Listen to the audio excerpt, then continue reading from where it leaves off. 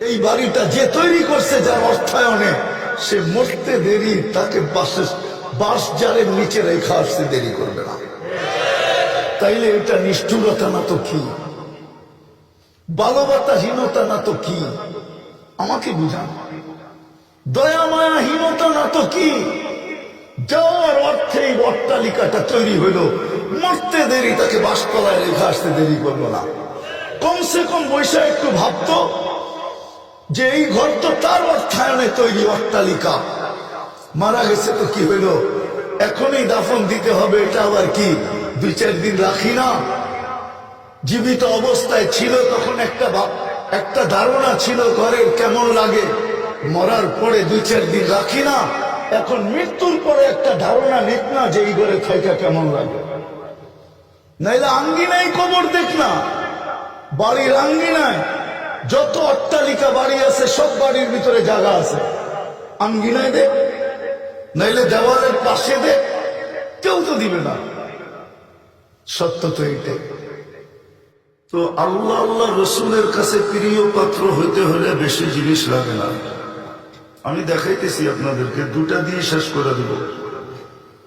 ইব্রাহিম ইবনে Adham রহমতুল্লাহ আলাইহির জীবন change হয়েছে 2 শব্দ দিয়া, ছোট্ট একটু কথা দিয়া। রাতের গভীরে উনি বাদশাহ ছিলেন, বাদশাহ, বলখের বাদশাহ ছিলেন। বলখ ইরাকের অন্তর্ভুক্ত একটা জায়গা। যেরকম রাজা বীর বিক্রম রে বিক্রমপুরের রাজা বলে, বিক্রমপুরটা বেশি বাংলাদেশের সমান বড় ছিল না, বা পুরা ভারতবর্ষটাকে বিক্রমপুর বলা হতো না। বিক্রমপুর বলা হয় শুধু মুন্সিগঞ্জ পুরাটাকেও না, মুন্সিগঞ্জের 2 থেকে 3টা থানাকে বিক্রমপুর বলা হয়। যদিও বিক্রমপুর মুন্সিগঞ্জ বুঝায়, কিন্তু পুরা বিক্রমপুর মুন্সিগঞ্জের নাম না। বিক্রমপুর হলো শুধু সিরাজদিক, শ্রীনগর, লৌহজং আর হলো সিরাজদি খান, এই 3 থানার নাম হলো বিক্রমপুর। রাজা বীর বিক্রমের পরিধি এতটুকু ছিল। তো ইব্রাহিম ইবনে আদহামও বাদশাহ ছিলেন। গভীর রাত্র কারো পদচারণার কারণে ছাদের উপরে কেউ হাঁটতেছিল, খুব জোরে জোরে তার পায়ের আওয়াজে ঘুমের থেকে উঠে গেছে। প্রহরীকে বলছে, আমার ছাদে গভীর রাত্রে এত জোরে জোরে হাঁটে তো হাঁটে কে? বা সে ওইখানে পৌঁছলো তো পৌঁছলো কি করে? ধরে নিয়ে আসো। যখন নিয়ে আসছে তো সামনে দাঁড় করায়া জিজ্ঞাসা করতেছে, গভীর রাত্রে তুমি কি করো? বলছে, উট হারায় গেছে। নির্ভীক ভাবে বলতেছেন, উট হারায় গেছে, তালাশ করতে করতে আপনার ছাদে চলে আসছে। বলছে, পাগল নাকি? উট হারায় গেছে, জঙ্গলে খুঁজবে, মরুতে খুঁজবে, আমার ছাদে উট আসবে তো আসবে কি করে? তো বলছে, রাজা ধীরাজ, রাজা মহাশয়, যদি আমি পাগল হই তাহলে আপনিও পাগল। কেননা ওই যুগের রাজারা প্রতাপশালী ছিল, বেয়াদব ছিল না, আদব ছিল, আদব। তো বলছে, আমি যদি পাগল হই তাহলে আমি পাগল কি করে? তো বলছে, আমি যদি উট ছাদে না পাই তো আপনি রাজপ্রাসাদে বসে আল্লাহ পাবেন কি করে? এতটুক কথায় জীবন চেয়েছে। আরেকটা হাদিস থেকে দেয়। হাদিসে এক ব্যক্তির নাম আছে বনি ইসরায়েলের কিফিল। সে ছিল বনি ইসরায়েলের সবচেয়ে বড় বদমাস। সে নিজেকেও নিজে মানুষ বলতো না, বলতো আমি কুত্তা ইনসান, আমার রূপরেখা ইনসান, কিন্তু আমি কুকুরের চেয়ে অদম। প্রতি রাত্রে ব্যভিচারের পিছনে বর্তমান টাকায় 50 থেকে 60 লক্ষ টাকা খরচ হতো। 50 থেকে 60 লক্ষ টাকা খরচ হতো। একদিন এক মেয়েকে ধরে নিয়ে আসছে, কামরায় ঢুকায় দিয়া বলতেছিল, আমি প্রস্তুতি নিয়ে আসতেছি। প্রস্তুতি নিয়ে যখন কামরায় ঢুকতেছে তো দেখতেছে এক কোনায় বসে জারো কাতার কাঁদতেছে। তো জিজ্ঞাসা করছে, কাঁদিস কেন? জোর করে তো আনি না, টাকা দিয়ে তো নিয়ে আসছি। তো বলছে, শোন, আমি বাজারই মেয়ে না, বিপদের কারণে তোর হাতে ধরা দিতে বাধ্য হয়েছি। বলছে, তাইলে কাঁদিস কেন? বলে, ওইটাই তোকে শুনাইতেছি, শোন। তো মেয়েটা বলতেছিল, শুন, কাঁদতেছি এই জন্য যে কালকে এই চেহারাটা আল্লাহকে কি করে দেখাবো। এতটুক কথা। কিফিলের দিল ফেরা গেছে। বলছে, বোন, তোর গায়ে হাত দিব না, টাকাটা তোকে দিয়া দিলাম, কিন্তু একটা অনুরোধ করব, আমি তওবা করতেছি, তুই চোখের পানি দিয়ে আল্লাহকে একটু বলা দে। ওই রাত্রেই কিফিল মারা গেছে। দরজায় লেখা উঠছে, কদ গফারাল্লাহু লিকিফলি, আল্লাহ কিফিলকে মাফ করে দিয়েছেন। তো জীবন চেঞ্জ করতে চাইলে কথা বেশি প্রয়োজন হয় না। অন্য কিছু করতে হলে লম্বা কথা বলতে হয়, কিন্তু জীবন যদি চেঞ্জ করতে হয় তো বেশি কথা বলতে হয় না। এই জন্য বলতেছিলাম, কথা 15 থেকে 20 মিনিট হবে। যত ধ্যান দিয়া শুনবেন, আশা করি হয়তো জীবন চেঞ্জ হইতে পারে। আল্লাহর কাছে আশা করি। আর তা না হইলে, একটু আগে যে উদাহরণ দিলাম, যে শোনা অনেক, জানা অনেক, কিন্তু জীবনে আমল নেই, এই শোনা কোনো কাজে দিবে না, এই জানা কোনো কাজে দিবে না। ফুল যেরকম ফুটা ব্যতীত আকর্ষণের পাত্র না হয়, যাকে আল্লাহ মুসলমানের ঘরে সব ইচ্ছায় অস্তিত্ব দিলেন, সর্বশ্রেষ্ঠ নবীর উম্মত সব ইচ্ছায় বানাইলেন, মুসলমানের ঘরে জন্ম নেওয়ার মূল্যায়ন আজকে বুঝে আসবে না। আজকে তো ইসলামের মূল্যবোধ আমাদের কাছে নাই। যদি থাকতো তাহলে আমরা কোনোদিন মার খাইতাম না। যাদের প্রেমে পড়লাম তাদের হাতেই মার খেতেছি আজকে। আমরা বিজাতিদের প্রেমে পড়া আমাদের পুরাটা জীবনই ওদের কালচার আর সংস্কৃতি, আমাদের বিয়ে বলেন, শাদী বলেন, উঠা বসেন, চলা বলেন, ফিরা বলেন, ঘুমানো বলেন, খাওয়া বলেন, নাওয়া বলেন, আমাদের পোশাক বলেন, আমাদের আশাক বলেন, আমাদের যুবক বলেন, আমাদের নারী বলেন, আমাদের পুরুষ বলেন, যুবতী বলেন, সমাজের শিক্ষিত বলেন, অশিক্ষিত বলেন, সবাই তো আমরা ওদের প্রেমে আসক্ত, ওদের কালচারে আসক্ত, ওদের সংস্কৃতিতে আসক্ত। ওদের মতো আমাদের পোশাক, ওদের মতো আমাদের খাওয়া, 31st নাইট ওদের মতোই আমরা মানাই, বরং ওদের চেয়ে ধুমধামে মানাই। ওরা আর কতটুকু 31st নাইট মানায় আমাকে তো বুঝাইতে হবে না। 31st নাইট তো আমি আমেরিকায় করে আসছি, আমি তো আমেরিকা চিনি, আমাকে তো চিনাইতে হবে না। আপনি তো মিডিয়া দেখে 31st নাইট বোঝেন যে আমেরিকা 31st নাইট হইতেছে, অস্ট্রেলিয়ার 31st নাইট হইতেছে, আমাকে তো চিনাইতে হবে না। আমি তো টানা 3 বছর অস্ট্রেলিয়া গেছি, এই পর্যন্ত 6 বার আমেরিকা গেছি, দুনিয়ার কোনো মহাদেশ তো বাকি রাখি নাই, আমাকে তো বুঝাইতে হবে না।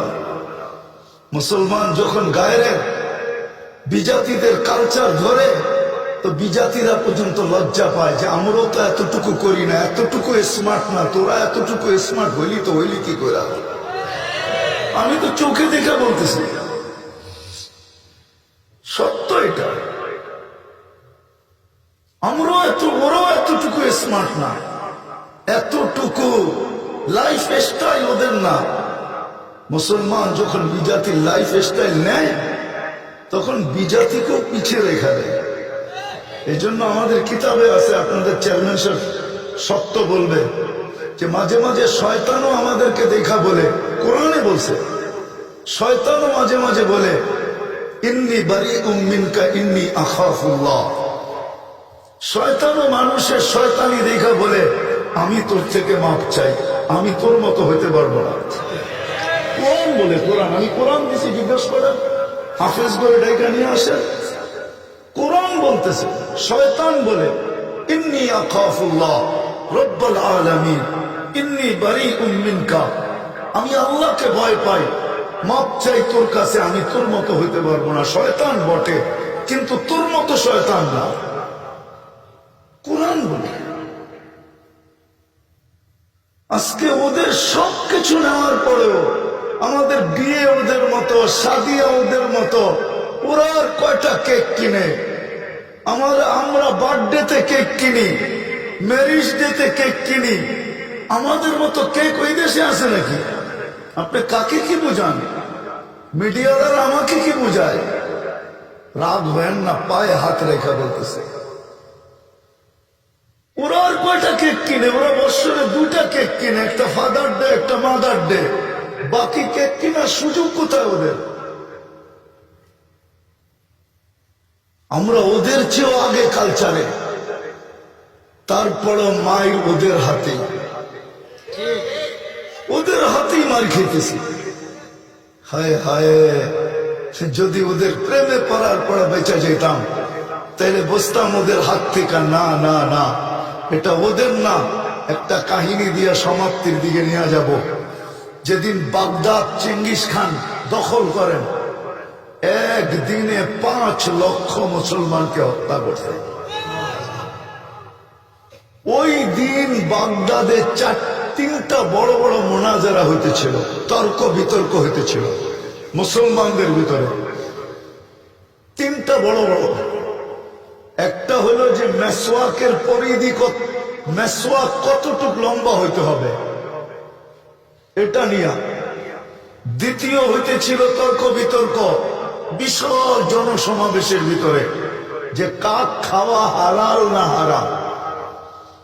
তৃতীয় হইতেছিল যে একটা সুয়ের মাথায় কয়জন ফেরেশতা বসতে পারে। চেয়ারম্যান সাহেব বুঝবে এটা মাসলাগত। ওই দিন চেঙ্গিস খান হামলা করে ইরাক, বাগদাদে 5 লক্ষ মানুষকে কতল করে। বাগদাদের মসজিদে যখন চেঙ্গিস খান ঢোকা, প্রথম তার বক্তৃতা ছিল, মুসলমান তোমরা যে আল্লাহকে মানো, আমি ওই আল্লাহর আযাব হিসাবে তোমাদের কাছে আসছি। তোমরা যে আল্লাহকে আল্লাহ বলে স্বীকার করো, ওই আল্লাহর আযাব হিসাবে আমি তোমাদের উপরে আসছি। আজকে মুসলমান, সত্য এটাই, সত্য এটাই। নিজ ইচ্ছায় মুসলমানের ঘরে জন্ম দিলেন, কিন্তু ইসলামের কোন মূল্যবোধ আমাদের কাছে নেই। যুবক, তোমাদের পায়ে হাত দেই, শোনো, আমার একটা গোপন তথ্য বলে দিলাম। তুমি যতই ওর রঙের অঙ্গ না কেন, যতই চুলের স্টাইল সারা রাত্র নেটে দেখা কাটো না কেন, যতই 3/4 পরো না কেন, যতই আমার সমাজ বিকেনি পড়া ঘুরুক না কেন, যতই ওদের কালচারে আমরা কালচার গ্রহণ করি না কেন, যতই আমরা ওদের সংস্কৃতিকে গলার মালা বানাই না কেন, এক জায়গায় যে আমরা দড়া খায়া বসে আছি, এক জায়গায় দুর্বলতা আছে। ওরা আমাদেরকে চিনা ফেলছে। যখন আমরা আইডি বানাইছি নিজের, অথবা সরকারি কোনো ফর্ম ফিল আপ করছি, যেইখানে ধর্ম কি লেখা আছে, ওইখানে তুমি মনের অগোচরে ধর্ম ইসলাম লেখা চলে আসছো। আর অনলাইন আর সফটওয়্যারের মাধ্যমে ওদের কাছে চলে গেছে। ওরা জানে এটা যতই আমাদের কালার গ্রহণ করুক না কেন, এটার সফটওয়্যার বলে এটা মুসলমান। কোন দিন তোমাকে বন্ধু মেনে নিবে না। তুমি দাড়ি ডেলি 1 বার না 100 বার শেভ করো, রাগ হয়েন না, পায়ে হাত রাখি, 3/4 না বিকেনি পড়া ঘোরো, তাতে কিছু আসা যায় না। ও চিনে, ও তোমার চেহারা দেখবে না, পোশাক দেখবে না, স্টাইল দেখবে না, তোমার এগুলা দেখবে না। ও বাড়িতে বয়ে বয়ে সফটওয়্যারে দেখতেছে তুমি কি লেখা আসছো। ও তো সফটওয়্যারে বিশ্বাসী, তোমার এই জিনিসে বিশ্বাসী না। বড় ওর ভিতরে সন্দেহ পয়দা হইতেছে, প্রকট হইতেছে সন্দেহ ওর ভিতরে, যে এগুলা রং চেঞ্জ করলো কেন, কোনো আমাদের দুশ্মন কিনা। আমি প্রমাণ দিতেছি, আমাকে দিয়ে প্রমাণ দিব, নাম বলবো না। নাম বললে মিডিয়ায় অনেককে চিনবে। দুনিয়ার কোনো এয়ারপোর্ট তো নাই বড় বড়, যেখান থেকে আমি পাস না হয়েছি, আজ পর্যন্ত কোনো এয়ারপোর্টে 2 মিনিট দাঁড় করায় না। কেননা ও আমাকে দেখেই দেখতেছে যে এটা তো পরিপূর্ণভাবে প্রকাশ। এটা কি, এটাকে আর ঘাটার দরকার নাই। এটাকে গাটার দরকার নাই, পাসপোর্ট পাঞ্চ করো আর বলো ইউ আর গো, তুমি যাও। এটা তো যা দেখা যায় সব দেখাই যায়, এটা কি? কিন্তু এটাকে আটকাও, এটা তো বোঝা যায় না। নাম তো আব্দুর রহমান, পোশাক তো দেখতেছি আমাদের, ডিজাইন তো দেখতেছি আমাদের। এটা কোনো ভুল, এটা কোনো ভিতরে কোনো ফন্দি আইটা আমাদের এখানে ঢুকতেছে কিনা, এই জন্য এটাকে দাঁড়া করায় তালাশ করো। আমি আমার সাথে দেখছি 6 ঘন্টা তাকে জিজ্ঞাসা করছে, 6 ঘন্টা আমাকে জিজ্ঞাসা করছে, 2 মিনিটও না। পাঞ্চ করছে, কাগজটা বাহির হইতে দেরি, নিয়া বলছে ইউ আর গো। কেননা ও দেখেই বুঝছে যে এটা কি, এটা সবই দেখা যায়, এটাকে উল্টানোর কোনো দরকার নাই। এটা তো সিল মারা, এটা তো সিল মারা। আর ওইটা তো হইল ময়ূর, এটা তো দেখা যায় লেখা তো ময়ূর, কিন্তু রূপরেখা তো কাকের। এটাকে আগে চেক করো, এটা কি কর, এটা কেন এরকম হলো। বিদায় কথা শেষ জায়গায় চলে আসছে। আল্লাহ সব ইচ্ছায় মুসলমানের ঘরে অস্তিত্ব করেছে, সর্বশ্রেষ্ঠ নবীর উম্মত বানাইছেন, শুধু আল্লাহ আল্লাহ রসুলের কাছে আকর্ষণের পাত্র বানানোর জন্য, সৃষ্টির কাছে আকর্ষণের পাত্র বানানোর জন্য। সত্য এটাই। উমর রাদিয়াল্লাহু তাআলার কথাই সত্য। মাহমা নাবতাগি বিগাইরি মা আহসানাল্লাহ আযাল্লানা আল্লাহ। উমরের চেয়ে বড় ফতোয়ালা কেউ নাই যে আজকে নবীজির পাশে জান্নাতে শুয়ে আছে। ওই উমর সততাকে রাখার জন্য আল্লাহ কোথাও জায়গা পায় নাই। ইন্নাল্লাহ জাআলা সিদকা ফি লিসানি উমর। উমর রাদিয়াল্লাহু তাআলা আনহুর মুখের ভিতরে সততা রেখা দিয়েছেন। যিনি 3 মহাদেশের রাজা ছিলেন, ওই সময় দুনিয়ায় মহাদেশ 4টেই ছিল, 4 মহাদেশের রাজা ছিলেন।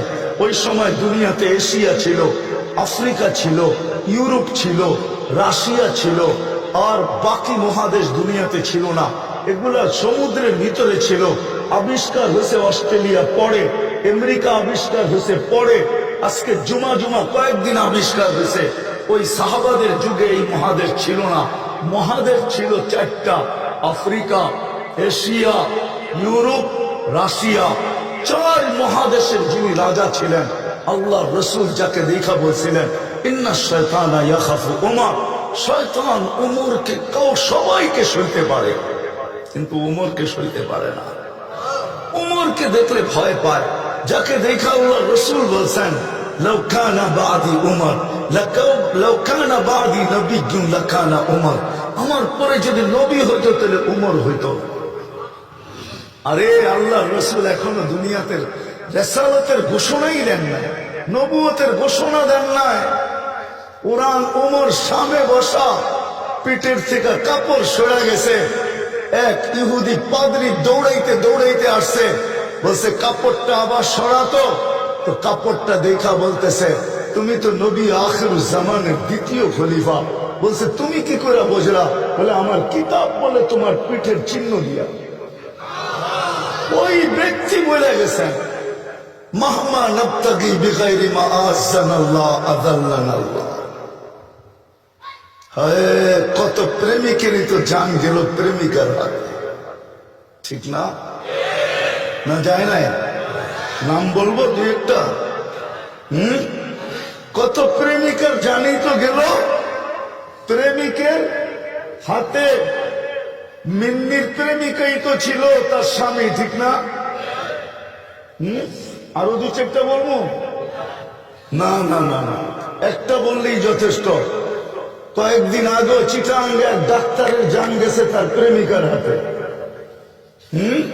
আজ পর্যন্ত পরকীয়ায় কত জান গেছে, কিন্তু প্রথম বিয়াটা তো প্রেমের সাথেই হয়েছিল, ঠিক না? না প্রেম ছাড়া হয়েছে? নাহলে বাচ্চা হইলো কি করে, ঠিক না? কি বলেন? জোর করে বাচ্চা হয়েছে, তাহলে তো বাচ্চা অবৈধ। আজ পর্যন্ত তো কত প্রেমিকের হাতে প্রেমিকার জান গেল, ঠিক না?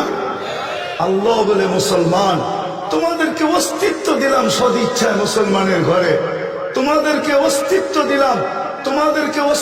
দিলাম সর্বশ্রেষ্ঠ নবীর উম্মত হিসাবে। তোমরা প্রেমে পড়ছো বিজাতির, তোমাদের জান ওদের হাতেই যাবে। আল্লাহর রাসূলও এটা বলছে, এক সময় আসবে আনা বারিদুম মিনহুম ওয়া হুম বুরাআউ মিন্নি সায়াতি আলা উম্মতি জামান, আমার উম্মতের এক করে এক সময় আসবে, ইউহিব্বুনা খামসা ওয়া ইয়ানসাউনা খামসা, ইউহিব্বুনা দুনিয়া ওয়া ইয়ানসাউনা আল আখিরা। পাঁচ জিনিসকে ভালোবাসবে, পাঁচ জিনিসকে ভুলা যাবে। দুনিয়াকে ভালোবাসবে, আখিরাতকে ভুলা যাবে। ইউহিব্বুনা আল হায়াত ওয়া ইয়ানসাউনা আল মউত, জীবিত থাকা ভালোবাসবে, মউতকে ভুলা যাবে। ইউহিব্বুনা আল কুসুর ওয়া ইয়ানসাউনা আল কুবুর, বাড়ি ঘরকে ভালোবাসবে, বিল্ডিং শিল্ডিংকে ভালোবাসবে, কবরকে ভুলা যাবে। আমি তো আস্তে আস্তে কয়েকটা বাড়ি দেখা আসলাম। আমি সব জায়গায় এটা বলি, গ্রামগঞ্জের এখন অট্টালিকা দেখলে দিলের ভিতরে বড় ব্যথা লাগে যে হায়, অচিনিত এই বাড়ির মানুষগুলা নিষ্ঠুরতার পরিচয় দিবে। অচিনিত এই বাড়ির মানুষগুলা নিষ্ঠুরতার পরিচয় দিবে, ভালোবাসাহীনতার পরিচয় দিবে। অচিনি এই বাড়িটা যে তৈরি করছে, যার অর্থায়নে, সে মরতে দেরি, তাকে বাঁশ জারের নিচে রেখা আসতে দেরি করবে না। তাইলে এটা নিষ্ঠুরতা না তো কি? ভালোবাসাহীনতা না তো কি? আমাকে বুঝান। দয়া মায়াহীনতা না তো কি? যার অর্থে এই অট্টালিকাটা তৈরি হইল, মরতে দেরি, তাকে বাঁশতলায় রেখা আসতে দেরি করলো না। কমসে কম বৈশা একটু ভাবতো যে এই ঘর তো তার অর্থায়নে তৈরি অট্টালিকা। মারা গেছে তো কি হইল, এখনই দাফন দিতে হবে, এটা আবার কি 2-4 দিন রাখি না? জীবিত অবস্থায় ছিল তখন একটা ধারণা ছিল ঘরের কেমন লাগে, মরার পরে 2-4 দিন রাখি না? এখন মৃত্যুর পরে একটা ধারণা নেক না যে এই ঘরে থাকা কেমন লাগে। নাইলে আঙ্গিনায় কবর দেখ না, বাড়ির আঙ্গিনায় যত অট্টালিকা বাড়ি আছে, সব বাড়ির ভিতরে জায়গা আছে, আঙ্গিনায় দেখ, নাইলে দেওয়ালের পাশে দেখ, কেউ তো দিবে না। সত্য তো এটাই, সত্য এটাই সত্য। তো যেটা বুঝাইতেছিলাম যে 5 জিনিসকে ভালোবাসবে, 5 জিনিসকে ভুলা যাবে। আজকে যোগ বিয়োগ মিলায় দেখেন, হায়াত ভালোবাসবে, মউত ভুলা যাবে। দুনিয়া ভালোবাসবে, আখিরাতকে ভুলা যাবে। লম্বা করার সুযোগ আমার কাছে নাই, আসলে হাতে সময় নেই। আমার জানা ছিল যে আমি এখানে 9টায় বসবো, এই জন্য আমি তাড়াতাড়ি চলে আসছি, নাহলে তো আমি আরেকটা সাইরা চলে আসতাম।